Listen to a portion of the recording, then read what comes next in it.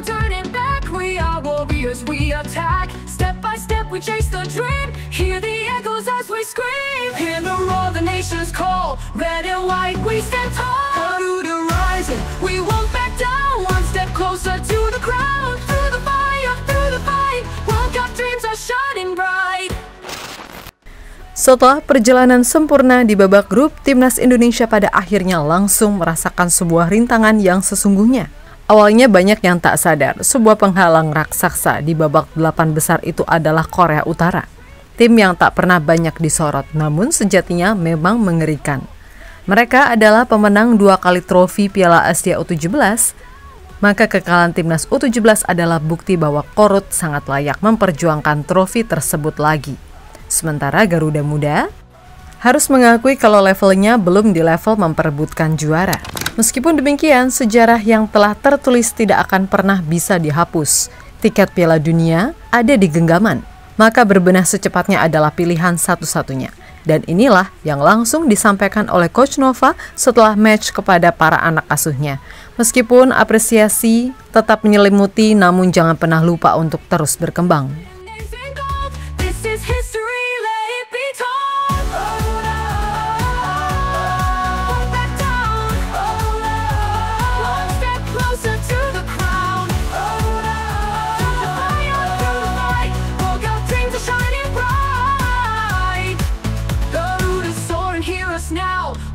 Take the world somehow, raise the banner, hear the sound. Indonesia, we are proud.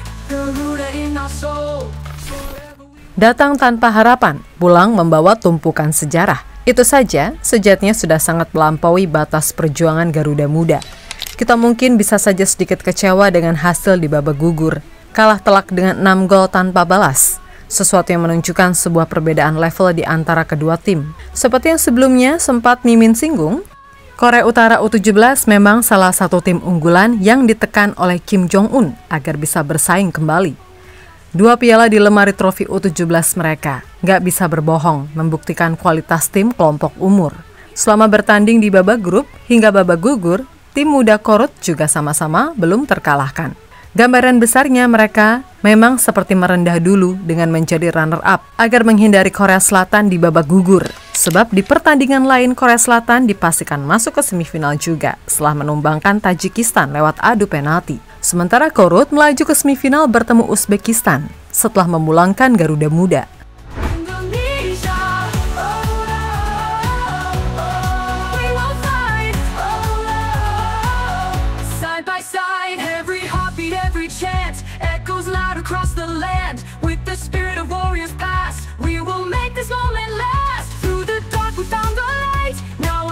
Shining bright, legends written, names in gold. This is history, let it be told.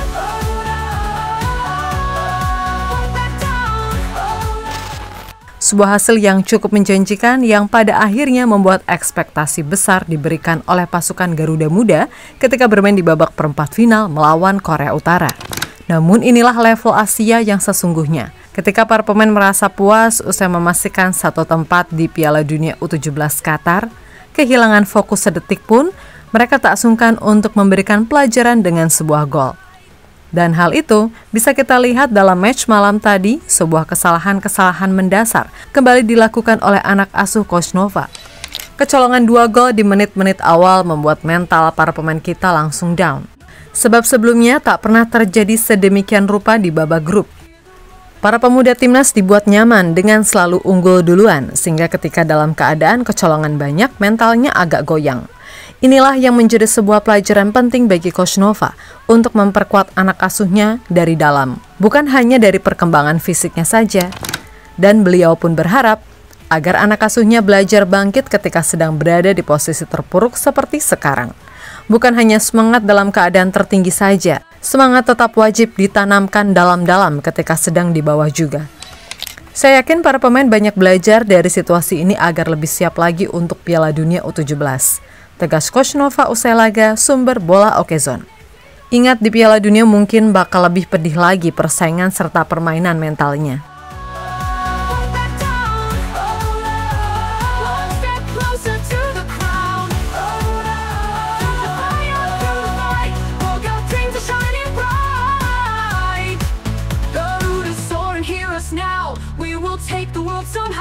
raise the banner, hear the sound. Indonesia, we are proud. Garuda in our soul, forever we will go. Onward to the world. Meskipun badai sedang menerpa, namun perjalanan panjang melewati badai sebelumnya wajib diberikan sebuah apresiasi lebih.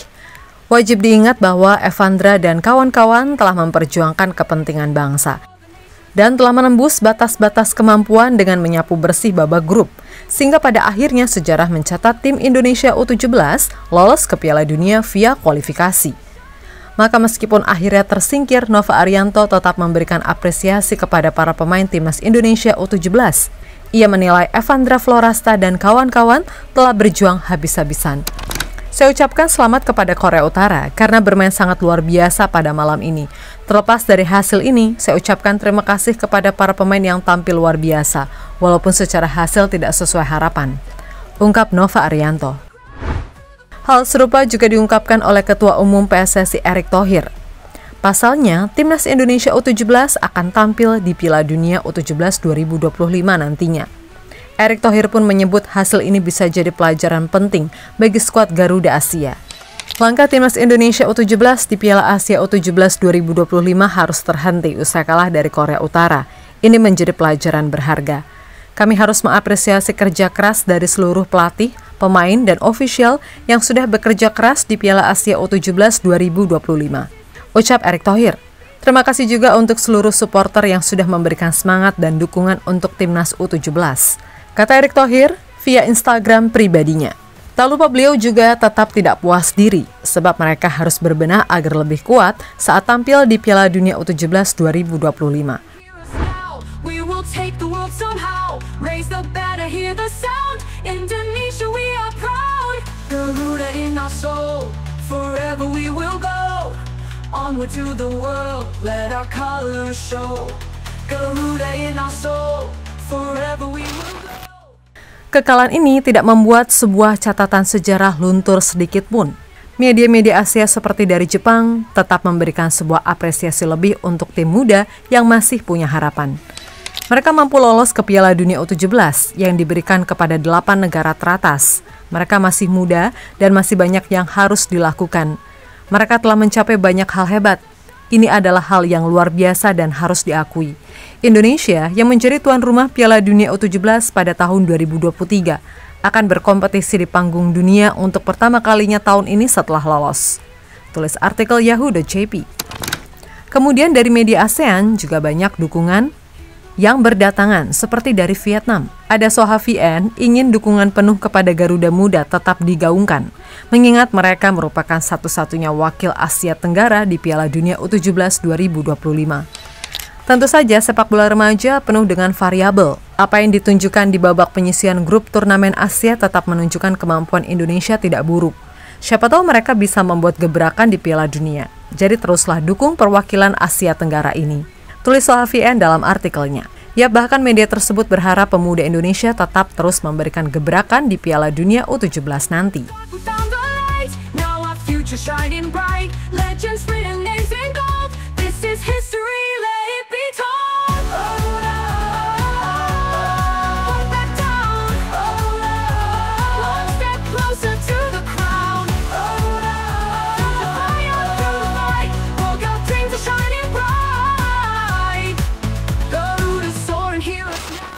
Kekalahan ini membuka mata semua orang jika pendidikan sepak bola Indonesia di usia dini mulai berjalan.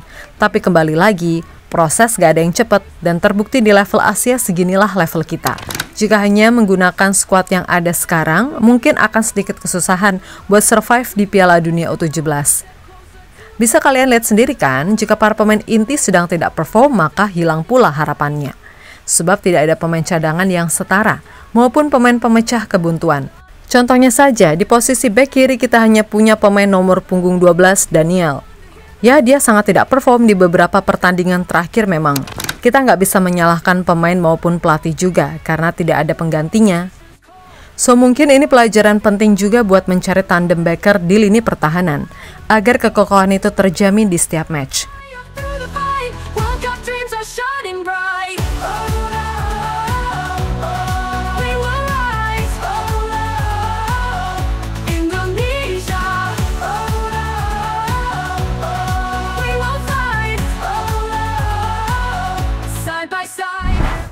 pada akhirnya semua perlu peningkatan super ekstra.